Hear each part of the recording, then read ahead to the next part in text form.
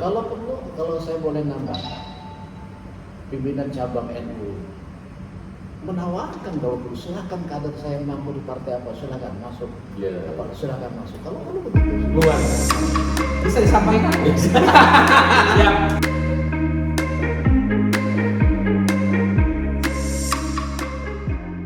Assalamualaikum warahmatullahi wabarakatuh. Waalaikumsalam warahmatullahi wabarakatuh.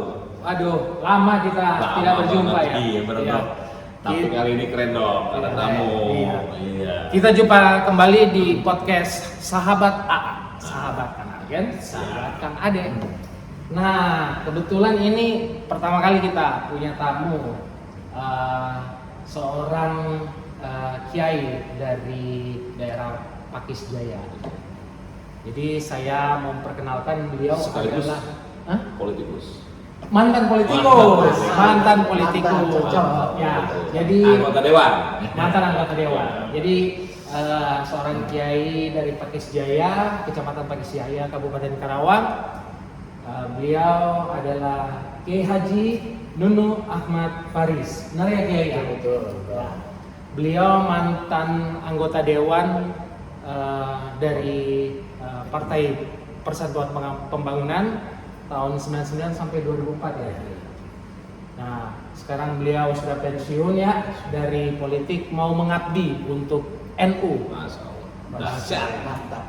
Jadi kebetulan beliau ini ya kita anggap sudah sepuh di dalam sesepuh di dalam NU, organisasi ya, dan juga pemerhati politik ya. Oke, silakan Kiai diperkenalkan dirinya, kemudian nanti dilanjutkan dengan pertanyaan dari sahabat saya Kang Ade. Enggak. Assalamualaikum warahmatullahi wabarakatuh. Waalaikumsalam warahmatullahi wabarakatuh. Saya Haji Nunu Ahmad Farid, lahir di Pakis Jaya, Kabupaten Karawang, di pantai utara Karawang, yang jauh di utara sana. Mantap. Sudah perkenalan semua.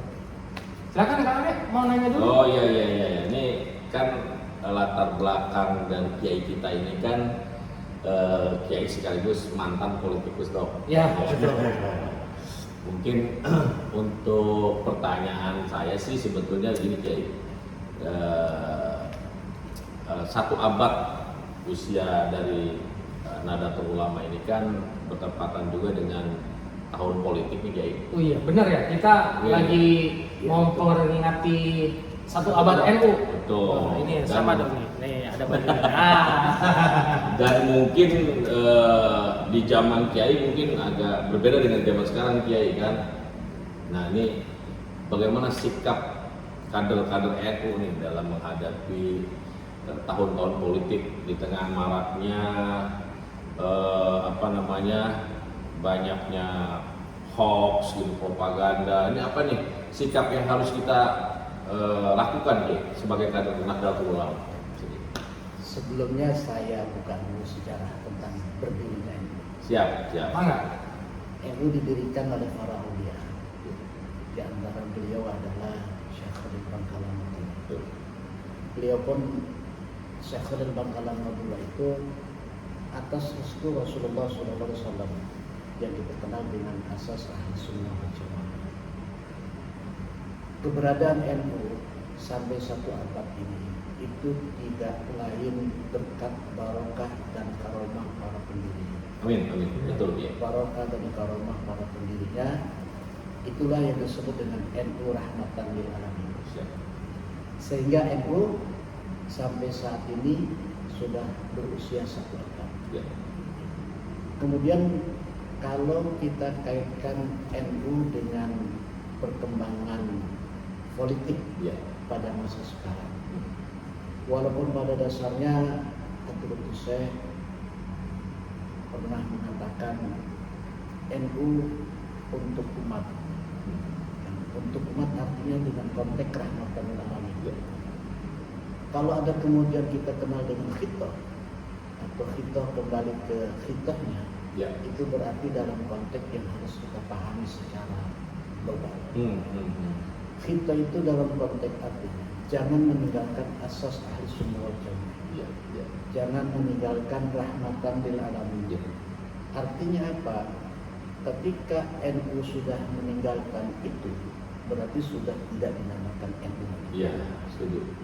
Persoalannya apa? Persoalannya adalah ahli sunnah wal jamaah yang dipegang oleh Nahdlatul Ulama itu merupakan titipan Rasulullah SAW. Berkaitan dengan khitoh konteksnya, kalau kita pahami, akidahnya kita tetap ahli sunnah wal jamaah. Kemudian bagi Nahdiyinnya, bagi orang NU, silakan mengembangkan diri masing-masing dalam konteks yang positif. Artinya ketika dia berpartai dengan positif. Siap. Ketika dia ingin berbisnis yang positif. Iya, iya. Ketika ingin menjadi seorang profesional, ya profesional yang positif. Jangan meninggalkan identitas ke-NU-an. Nah, gitu. Jangan meninggalkan identitas NU. Artinya apa? Kader-kader NU dalam rangka satu abad ini, silakan. Ketika misalnya si A ingin berpartai di satu partai politik, si B ingin berpartai di satu partai politik, silakan berjalan sesuai dengan asas ahli sunnah wal jamaah.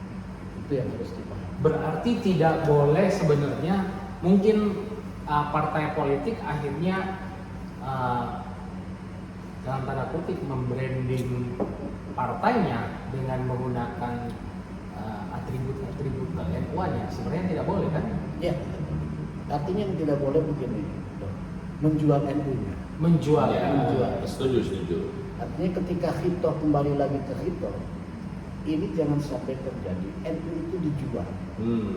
Orang mengatasnamakan NU, menjual NU Untuk kepentingan politik.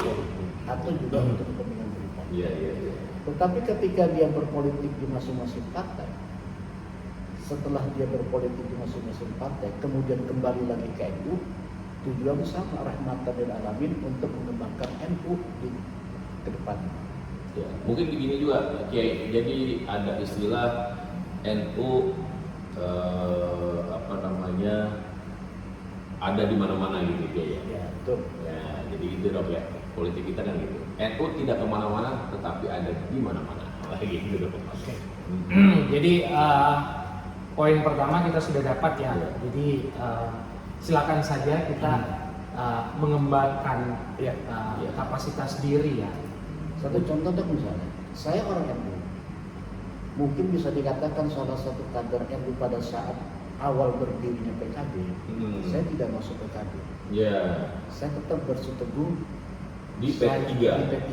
Dan saya orang NU. Iya. Artinya saya membawa NU di P3. Iya, betul Kiai. Setuju. Agar bisa menjadi rahmatan di situ.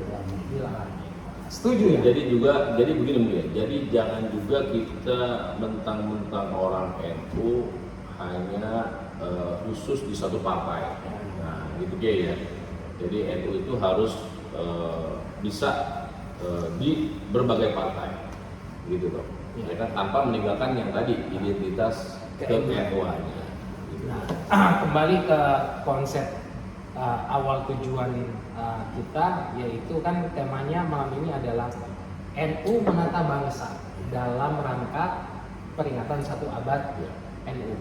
Ya. Kira-kira di Kabupaten Karawang ya,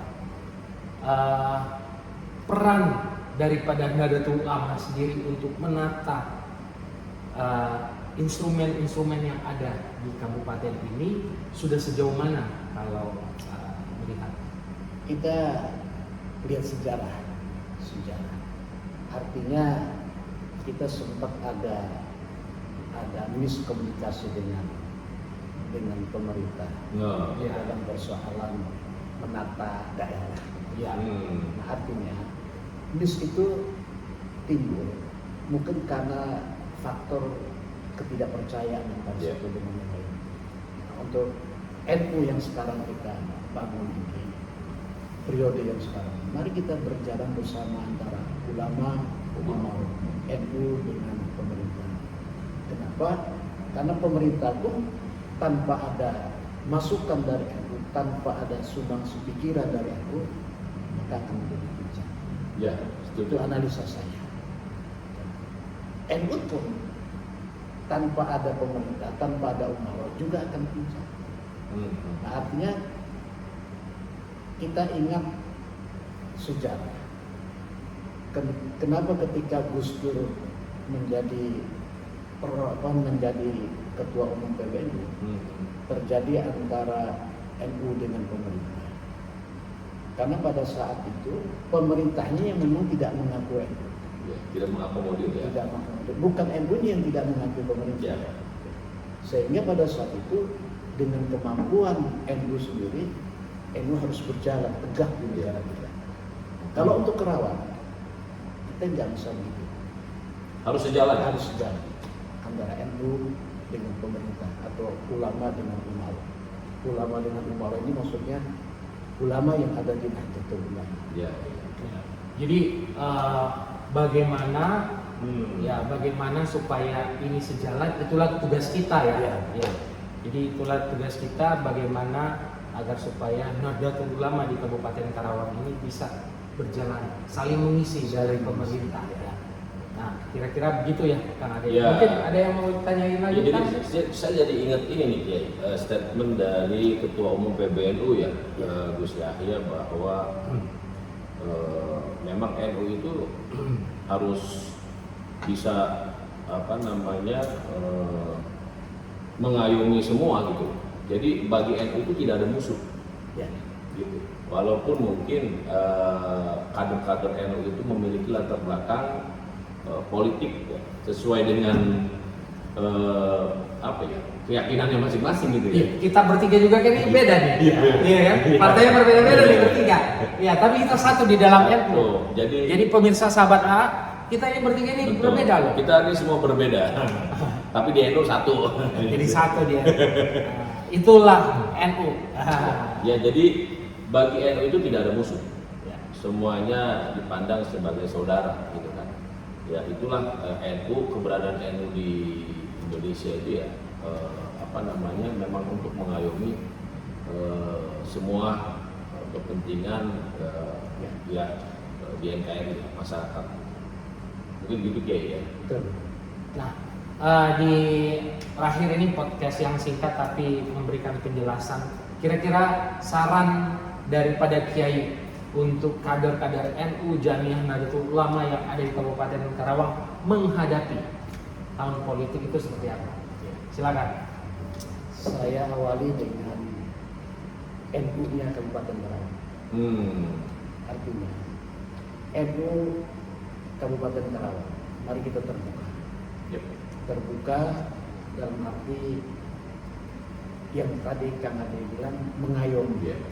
Mengayomi semua masyarakat Betul. yang ada di Karawang. Dan masyarakat itu siapapun mereka, Ya. mari kita ayomi. Kenapa?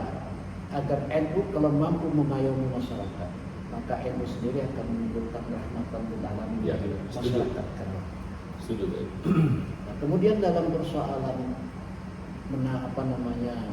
menghadapi tahun politik yang sebentar lagi akan kita rasakan bersama dan kita alami bersama, NU harus membuka siap kadernya masing-masing. Silakan, tidak menutup Iya. gerak mereka, gerak kader. Iya. Silakan mereka yang berpolitik, silakan berpolitik. Mereka yang punya profesi lain, silakan di profesinya masing-masing. Yang penting ingat bahwa kita adalah NU. Iya. Sepakat. ketika misalnya Setuju banget. Dr. Argen Allah takdirkan Menjadi anggota dewan dari amin. Partai Demokrat, Iya. hak pribadi masing-masing, hak Dr. Argen.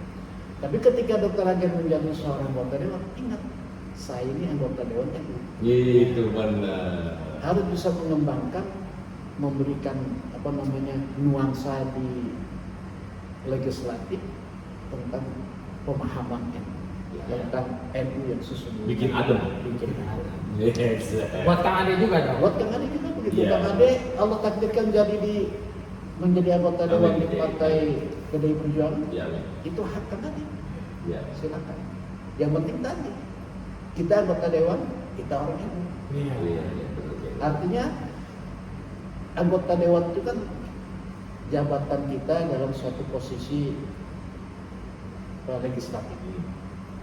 Tapi ketika kita kembali lagi ke asal kita, saya dilahirkan oleh orang ini, artinya saya dilahirkan oleh ini. Maka pertanyaannya kalau menurut saya, apa yang akan kita berikan kepada ini? Betul. Lewat partai politik Lewat ketika partai. dia menjadi Betul. seorang legislatif. Kalau misalnya kemudian anggota warga NU atau kader muda NU atau kader NU yang lainnya tidak ada satupun yang jadi anggota dewan, kasihan NU. Ya, betul Kiai. Pergerakannya agak tersendat. Betul. Karena dengan wasilah kader-kader yang bisa duduk di legislatif, Betul Kiai. itu akan menjadi wasilah antara NU dengan pemerintah. Ya. Kedekatan NU dengan pemerintah atau pemerintah dengan NU, bisa juga dikatakan kenapa pemerintah dekat dengan NU, karena kadernya banyak dari NU. Ya. Kalau perlu dewan kita kuasai. Wah, luar biasa. Setuju saya. Setuju. Sesuai amanat Kiai Said. Artinya NU tidak hanya bisa mengayomi, tapi NU harus bisa masuk ke semua lini. Betul. Jadi gini juga, saya jadi teringat pesan seorang kiai ke saya. Andaikan nanti saya menjadi dewan, kata beliau, Kang Ade hati-hati, jangan korupsi. Nah, gitu kan. Karena yang nanti yang dilihat itu bukan Kang Ade-nya, tapi NU-nya. Wah, gitu kayak itu. Jangan bikin malu NU, dia seperti itu. Ya mungkin juga gitu Kiai ya. Itu kan yang tadi saya bilang. Kita anggota dewan, kita ingat NU. Betul. Artinya kita harus kembali lagi ke diri kita ini. Agar apa? Barangkali Hmm. dengan NU-nya itu bisa menjadi filter. Ya, bisa ngerem. Bisa. Oh saya NU, masa saya korupsi? Nah, Itu dia benar Kiai. Benar. Sepakat. Sepakat banget tuh ya kan, sahabat AA. Jadi sudah dapat ya. Jadi resumenya adalah bagaimana peran NU tadi. Ya. Jadi bagaimana kita membawa NU di dalam kehidupan masing-masing. Betul. Jadi rahmatan lil alamin. Ya. Menghadapi tahun politik ya bawalah NU di dalam partai kita masing-masing. Iya, dan jangan meninggalkan akhlak, nilai-nilai ke-NU-an. Ya betul. Kalau perlu, kalau saya boleh nambah, pimpinan cabang NU menawarkan bahwa silakan kader saya mampu di partai apa, silakan masuk. Iya. Apa, silakan masuk. Kalau perlu begitu. Luar biasa. Bisa disampaikan? Siap. Oke. Sampai jumpa kembali di podcast berikutnya bersama sahabat A.